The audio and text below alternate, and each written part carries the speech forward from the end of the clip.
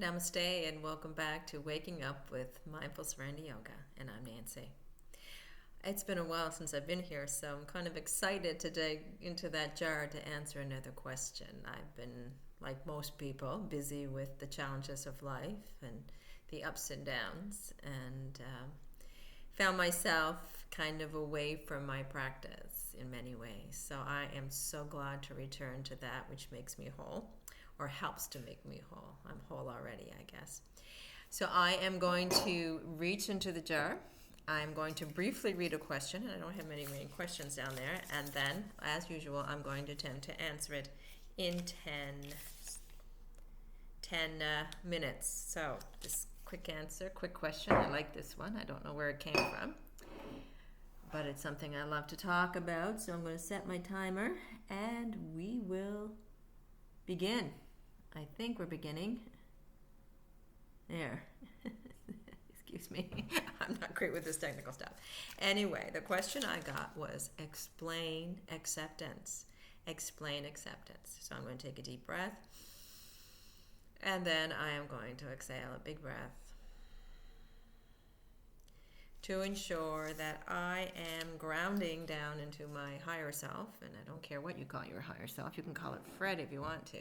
Higher self, soul, higher consciousness, that deeper part of who we are, whatever. That's who I ground down to when I take a deep breath, because I want that person doing the answering, not my ego, which is chatty and a know-it-all and has to impress and all that. So I try to push that aside with my breath and begin by answering the question from the deeper part of who I am. So, explain acceptance. Well, this is one of the things I love to write about and talk about. Acceptance. What is acceptance? Acceptance is all about allowing life to be life. It's about accepting this moment as it unfolds and all that it entails, without resistance, without judgment, and without any form of narrative related to it. So acceptance is all about allowing life to be life. And so many of us have such a hard time doing that. We have this preconceived idea that life is here to serve us. Life is here to be a certain way so that we feel okay inside. And we put a lot of demands and expectation on our experiences to be exactly the way we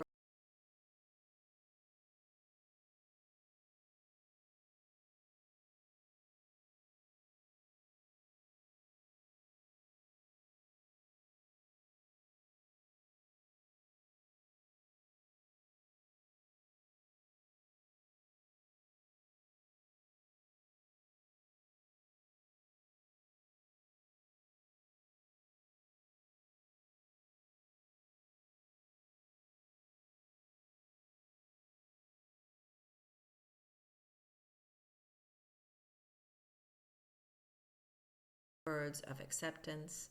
And I wouldn't even say that good, should, and should be, and right are the words of acceptance, because acceptance is all neutrality. It doesn't matter if it's pleasant or unpleasant. It doesn't matter what the weather's doing. It doesn't matter what that person's saying to us. They could be telling us they love us. They could be telling us they can't stand us. And we should have, I shouldn't use the word should, but if we are at least a bit spiritually evolved to the point where we are able to accept life, we would be able to look at both experiences with the same eyes and the same judgment and just say it is what it is. We would not be disturbed and we would not be overjoyed by either experience. We would have no true emotional reaction to it. We would respond in whatever way the moment calls for us to respond when we are in the acceptance mode, but we wouldn't be resisting it and saying it should be a certain way. We wouldn't be placing conditions on the moment, conditions on life being a certain way. We would simply allow whatever shows up to show up. We would watch it, notice it from that higher part of ourselves. We would, ask, what can I do to serve this moment? How can I make this moment better for myself and others? Not for the ego, not for that part of us that says, oh, I don't feel good in here, do something, fix this, push that away, pull that in, but for the part of us that is here to grow. So for that and for the world, we ask, what can I do? How can I serve this moment? How can I make it better when we are in acceptance mode? I also used to explain acceptance in the terms of the emotional ladder I wrote about in one of the books I wrote, entitled Fear and Shame. It's all about finding the love behind fear and shame. Beyond fear and shame, there is love, was the name of the book, actually. So I talked about the emotional ladder, starting with the very lowest. On the very lowest rung, we have the emotions of despair, say, for example. On the very highest, we have ecstasy and bliss. Yogis will teach you that Shakti flow, Chit Shakti, Satchidananda, it's all about experiencing this bliss all the time. That is our natural emotional state of being. It's our natural way of being is in bliss state. But most of us are below the midway rung of that ladder. We are in the fear emotions of, despair, hopelessness, or frustration, anger, blame, depression, or melancholy, or unhappiness with what is. And as we move up the ladder from despair, one rung at a time, we eventually reach for the ladder that's above it, which is an emotional state that's a little bit higher than the one state where we're at.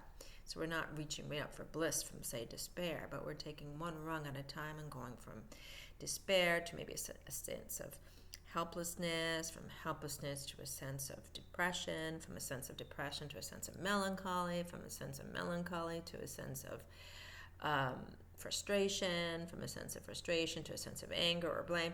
Anyway, we work our way up to that mid rung. And what is that mid rung? I always said or believed it to be acceptance. So I'm going from resisting the moments because of fear to accepting the moment. And as soon as I accept the moment, my emotional energy is going to change. It's going to get higher and it's going to move up towards that supreme state of bliss. Acceptance. From acceptance, we go to peace. From peace, we go to a sense of contentment and satisfaction. From a sense of contentment and satisfaction, we might go to a sense of happiness. From a happiness, we might go to a sense of enthusiasm and excitement. And from enthusiasm and excitement, we might go to a sense of or experience of joy, and from joy we go to bliss, and from bliss, of course, the ultimate is love. And these all belong under the love realm of emotions, according to, of Course in Miracles. So once we get to acceptance, we are leaving fear and moving up and towards the love emotions or the love experience of being human. So that acceptance then is critical to our emotional evolution as well as our spiritual evolution. And when I say spiritual evolution, I don't want you to be too concerned with that, because we're seeing it woo-woo. It's that non-scientific stuff she's going to go into, the metaphysical. It is metaphysical, but when I say spiritual, I mean the highest state of being human while we're here on this planet. And I truly do believe that we have an essence inside us, a higher consciousness inside us that we came down on this planet with, and is which we're supposed to reconnect to again before we leave in this incarnation. But you can just think of it as growing and evolving to be a better person. And I want to remove the word person from that because, of course, person is an ego term. To the best that you can be, the best feeling experience, the best being experience you can have here as a human being on earth. So that is what acceptance does. It is the midpoint between our fear emotions and our love emotions, but it is also that part of our spiritual evolution that takes the Sat Chit Ananda, which is what we are, but we have forgotten that's who we are because we become so narrowly focused on these little egos and all their drama that we forgot why we're here in the first place. And we forget all that's around us. We're just focusing on ourselves as this little speck of dust on another bigger speck of dust floating around a small little solar system in comparison to the affinity of solar systems out there in the galaxies that exist. So we're small, narrow focus, right? So when we do that, we don't realize that this bliss is inside us and that we're connected to everything, right? We're so focused on me and what that person said to me, or waiting for a phone call, or running out of gas, or running out of money, or some big stuff, even finding out that you have terminal cancer. All those things are still part of this narrow focus. And as long as we're established in looking at that, we forget to see that's all around us and all that we are inside and outside. So this Satchidananda, or this Shakti flow, is meant to be high. It's meant to be way up there with that love, bliss, and enthusiasm. And we get glimpses of it when we're having experiences that we deem as pleasant, and we're pulling in and we're staying open. But most of the time we're closing and shutting in order to protect the ego. And when we do that, we're not accepting life. When we're opening and closing selectively, when we're desiring and craving and averting, pushing away what we don't like, we are not accepting life as it is. We're not accepting who we are as we are. We are limiting ourselves and limiting life and limiting the experience of being human.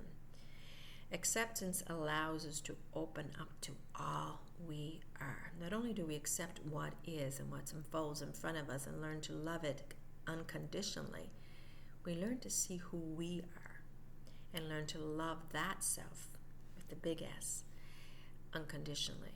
We see beyond the self with the little s and fall into the realm of the big self, the greater self, the higher consciousness that knows nothing but this love and bliss and joy,